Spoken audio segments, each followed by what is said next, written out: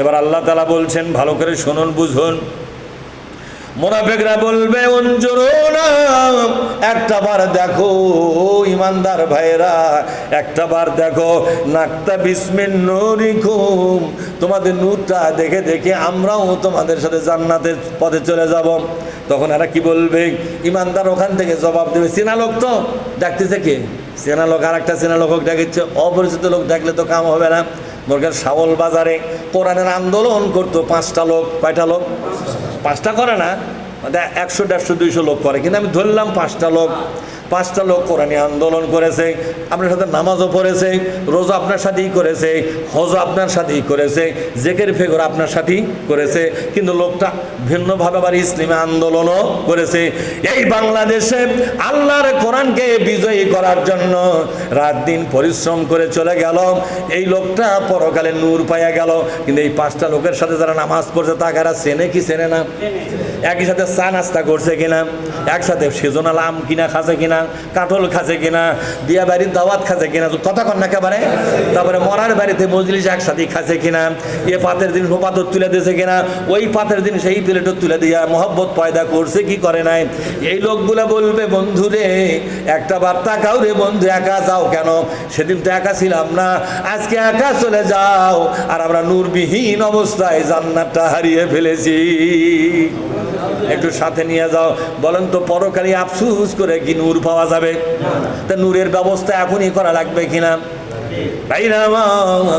এই জন্য আপনাদের কাছে আবেদন করি, আমরা কোরআন দিয়ে আপনাদের কেন বুঝাই?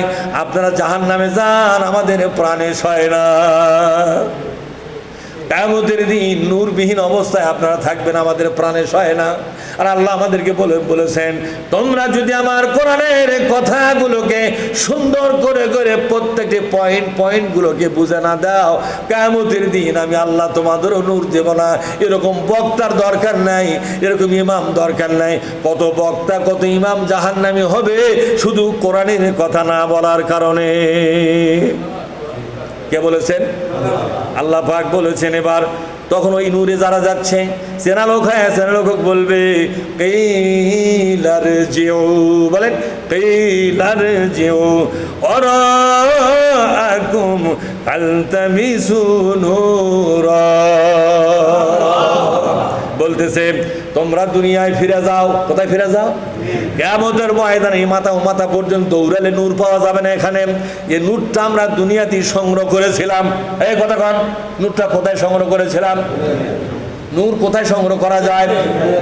আজকে যারা নূরের পথে চলবে, নূর মানে কোরআন। নূর মানে কি? নূর মানে কোরআন শরীফের একটা নাম। কথা কন না কে? নূর মানে কোরআন শরীফের একটা নাম।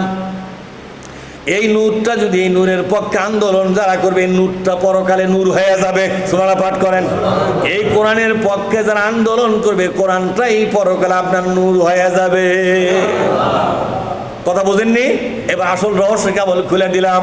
পরকালের নূর অন্য কিছু নয়, এই দুনিয়াতে এই কোরআনটাকে মাথায় করে নিয়ে যারা এই কোরআনের বাংলাদেশ বানাবার জন্য, ইসলামী বাংলাদেশ বানাবার জন্য, কোরআন দিয়া রাষ্ট্র শাসন হবে, কোরআন দিয়া সংসদ শাসন হবে, কোরআন দিয়া আদালত শাসন হবে, কোরআন দিয়া শিক্ষা ভবন চলবে, কোরআন দিয়া মাদ্রাসা, স্কুল, কলেজ, ইউনিভার্সিটি চলবে, মেডিকেল কলেজ কোরআন দিয়া চলবে, আপনার কৃষি বিশ্ববিদ্যালয় কোরআন দিয়া চলবে, সব শিক্ষা প্রতিষ্ঠান কি দিয়া চলবে?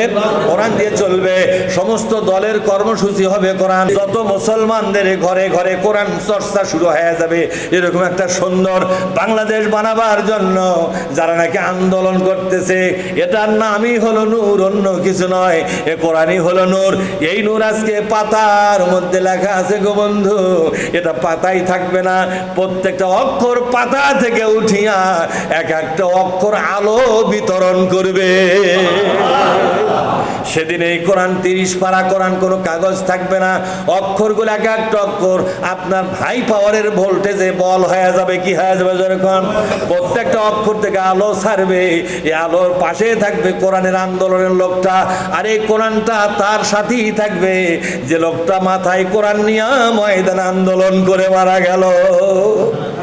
বলেন তো, বাংলাদেশে যারা রাজনীতি করে সবাই কি কোরআনের আন্দোলন করে? জোরে কোন, সবাই কি কোরআনের আন্দোলন করে? কথা কন নাকি আপনারা? সবাই কি করে? যারা করে না তারা কি কোরআনের কোনো আলো পাবে?